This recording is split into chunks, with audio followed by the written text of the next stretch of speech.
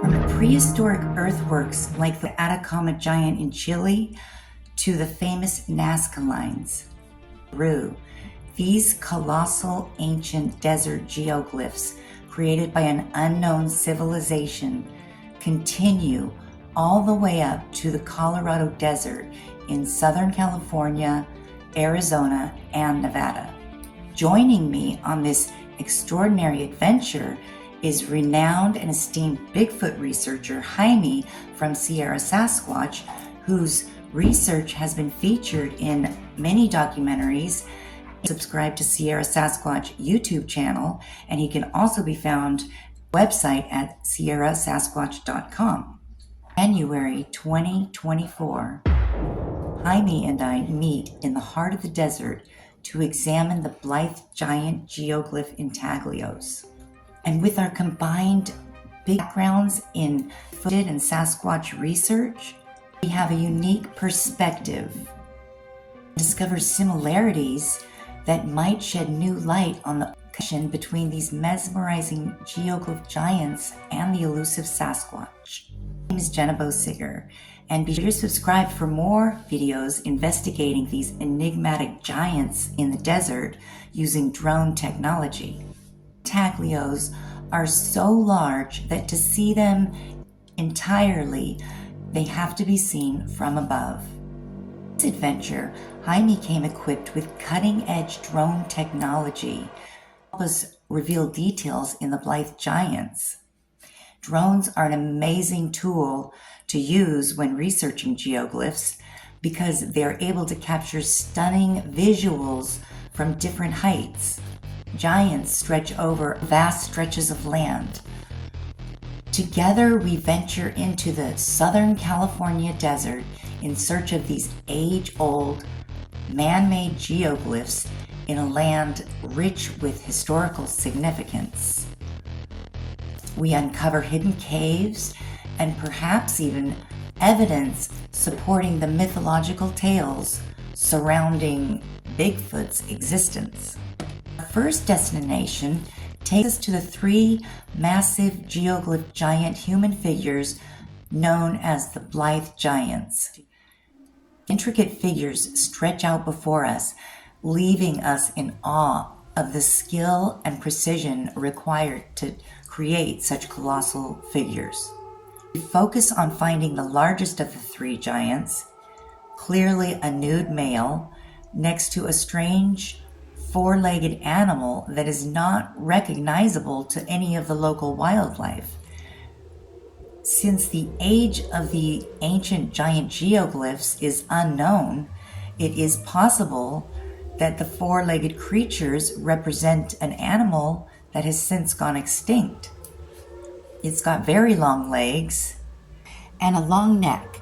The tail touches the ground and is pointed down, and it might even have fangs. Could it be a dire wolf or some other animal from the Pleistocene era? Some Pleistocene animals that once roamed the area would include woolly mammoths, woolly rhinos, small horses, and giant reindeer. Before the investigation, I spoke to Jaime in detail comparing our Bigfoot research. And over the years, I've been finding a unique feature with the hotspot zone I was researching. So I asked him if he ever noticed prints with both of the feet turned out, and I was excited to learn that it is something he has also found repeated in many of the prints he has found and cast. Also, using his knowledge of anatomy from his time spent as a medic, he's able to explain the reason for this unique foot anatomy that is common to Sasquatch but different than a human's.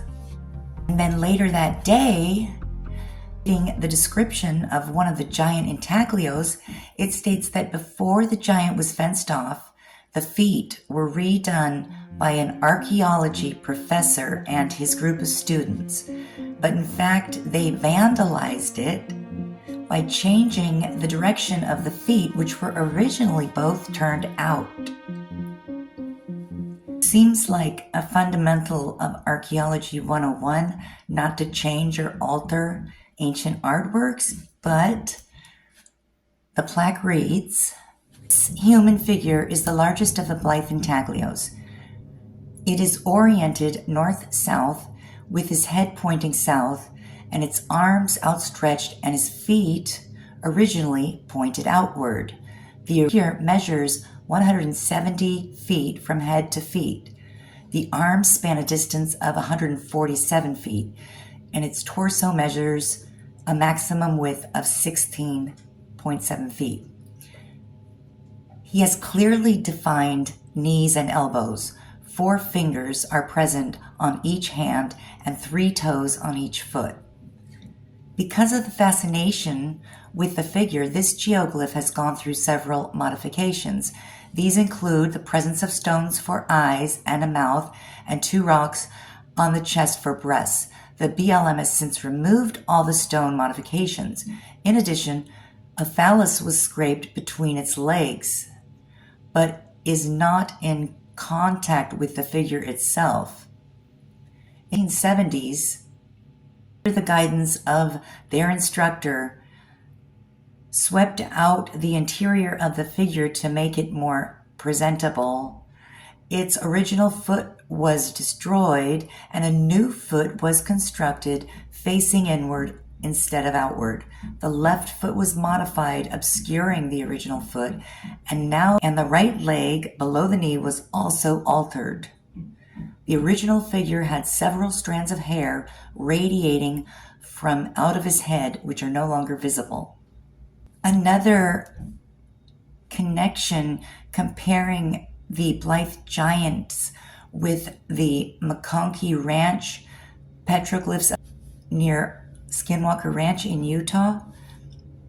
They have a lot of similar features, such as knobby knees and giant feet that both face outward, and long arms. I believed these to be actual physical features of real cryptid creatures that lived in the U.S. before the arrival of humans, including the Sasquatch and the Bigfoot creatures. And I think the reason Skinwalker Ranch is considered cursed is due to the fact that many of these cryptids portrayed in the area still live there to this day. I also found 2 more possible giant geoglyphs and I used Google Earth to compare them with the nearby El Tosco geoglyph giant. El Tosco is one of, if not the oldest, of the man-made giant geoglyphs in the area, and the shape of his body is more simplistic. It's long and rectangular and a very block-shaped head. And if you look closely to one of these shapes, it looks a lot like there are 2 legs and feet. So I'm looking forward to returning to this area with my own drone to research it further. At any rate, this thought-provoking expedition inspires us to question the origins of these ancient geoglyphs. And more, we're finding evidence that the history of the human tapestry is not a single evolutionary line leading to the biggest, strongest, smartest species of humans, which is us. But it actually consists of several various subspecies of humans, like the Sasquatch, Heidelbergensis, and Neanderthals. And none of these subspecies of humans fit into our mainstream view of a single progressive evolutionary line where all these subhumans, lesser evolved, are going to eventually evolve or magically turn into a human one day.